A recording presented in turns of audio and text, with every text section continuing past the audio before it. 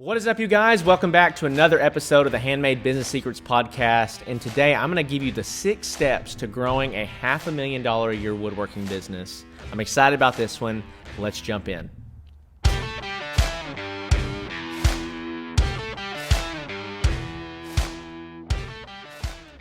All right, well, welcome back to the show. If you're watching this on YouTube, just so you know, this is also our podcast. So if you're driving down the road, if you're working in the shop, sanding, putting tabletops together, whatever it may be, like you can pop this in your ears. You don't have to have it pulled up on YouTube. So go find it. It's the Handmade Business Secrets podcast.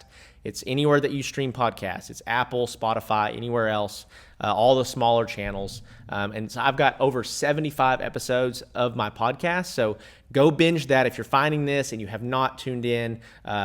What I do is I focus on helping you with the business side of your woodworking stuff. So I want to help you grow in that regard. And so if you're listening to this on the podcast, know that this is also on YouTube. So if you want to sit down and tune in and engage more of the content, you can do that on YouTube as well. So thank you as well for those of you that have left reviews, that have given me a ton of love on the podcast.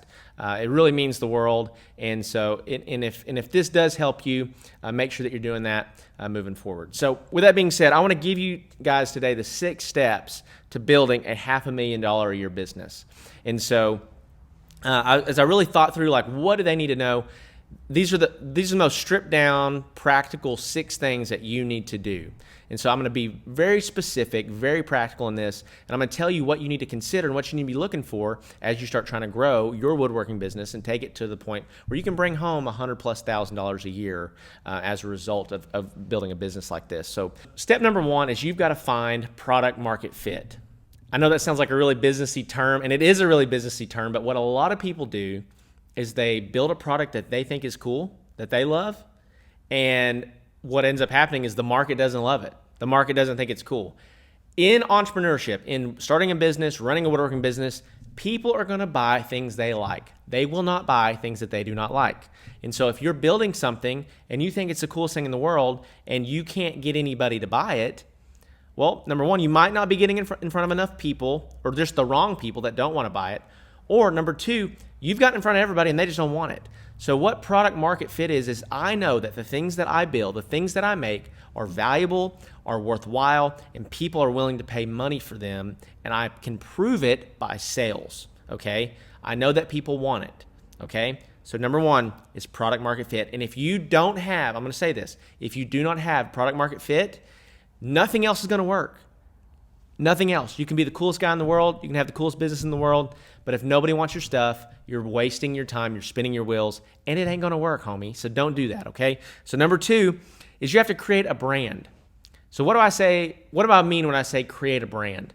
Well, a lot of people get really confused about branding. They think when they talk about creating a brand, oh, you mean like a logo. That's not what I'm talking about.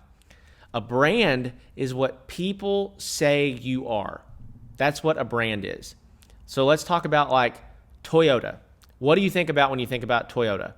Well, it's super reliable, right? Like Toyota has created a brand that is like, we are the most reliable, one of the most reliable vehicles ever, right? When you think about like Coca-Cola, what do you think about when you think about Coca-Cola? What do you think about when you think about Apple or Google or Amazon? These powerhouse brands, right? There's a feeling and a thought associated with those things. And what you have to do is you have to create a really strong brand as a small woodworking business. And if you do not do this, people will not connect to you. Because who are you competing against? You're competing against Restoration Hardware. You're competing against Pottery Barn. You're competing against lots and lots of big players in this space. You're competing against Wayfair. You're competing against Ashley Furniture. You're competing against all the big box furniture stores, and you're trying to take a portion of that market share. And so the only way that you're going to do that is people need to know you. They need to love you. They need to trust you. They need to value you as a person. They need to know about your family. They need to know about why you do what you do. They need to know your backstory. And as people get connected to you, and if you can connect to a greater purpose other than, hey, I just build stuff because I want to make money.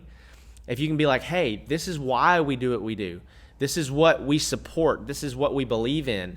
And as you create a brand, and this includes a personal brand around your stuff, people will connect to you and be more likely to purchase from you. And so creating a brand after you know that you have product market fit is so, so valuable. Here's number 3. You need to increase awareness. You need to increase the awareness around your brand. There are so many of you guys out there that have something really good going on, but you are so afraid to spend money in advertising or grow your brand to the point that you can't get any traction. So you have product market fit. You're a super cool dude, super cool chick, and you can't sell anything because nobody knows who you are.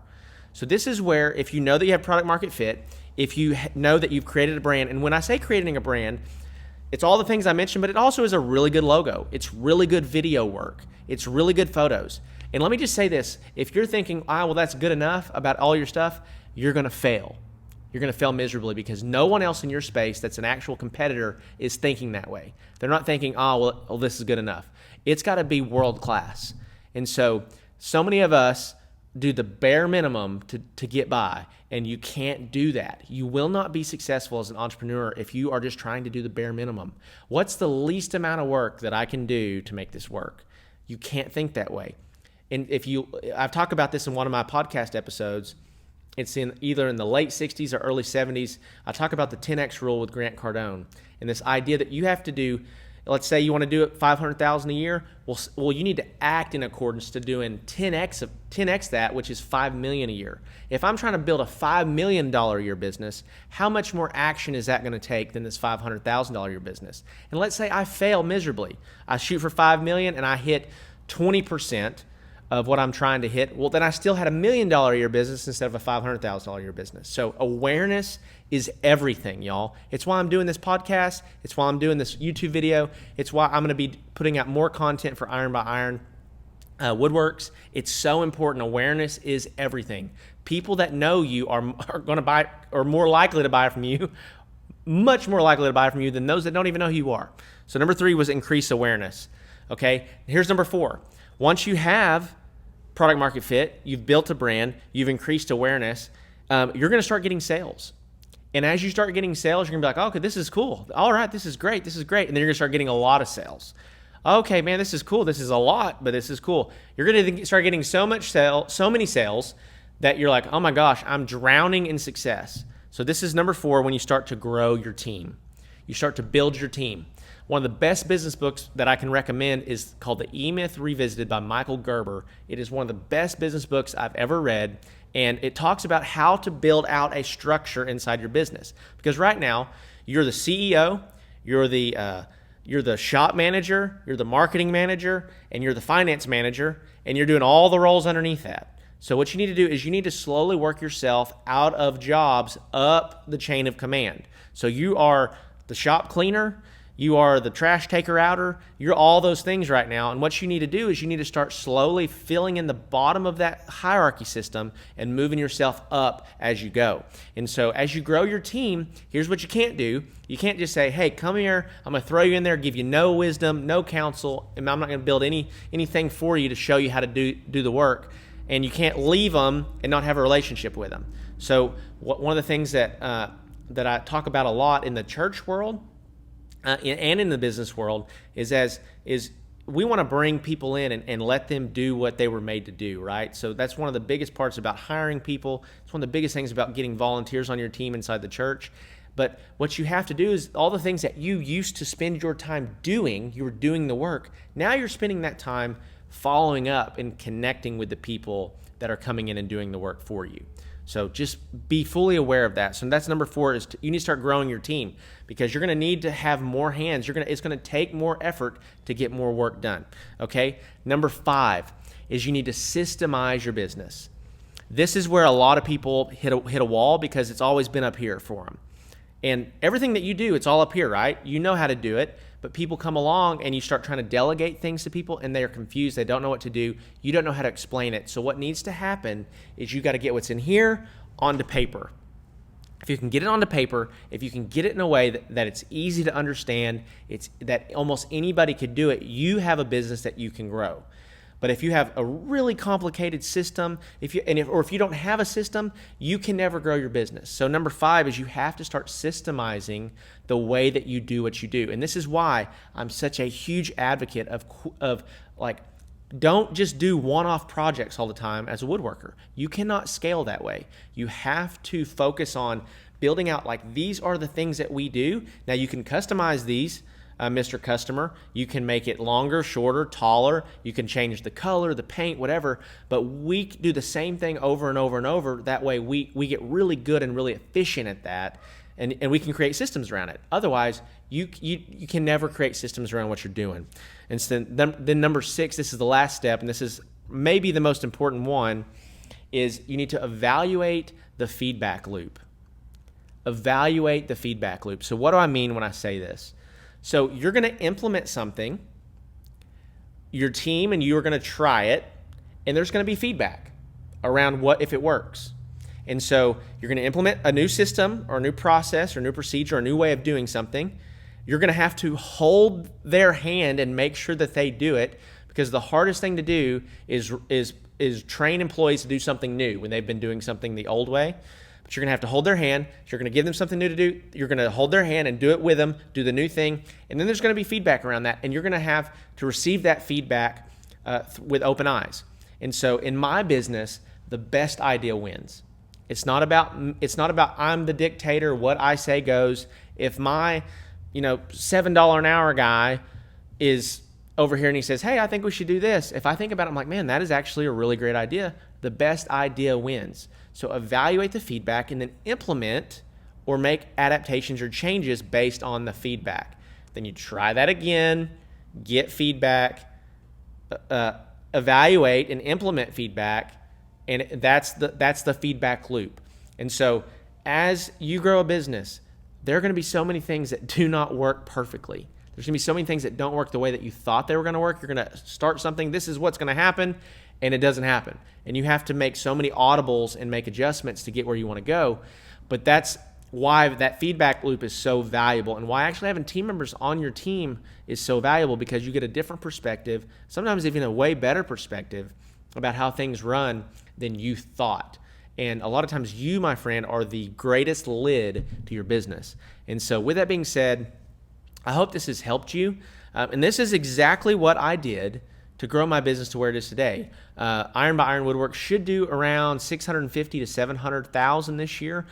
Depends on how great of a Black Friday we have.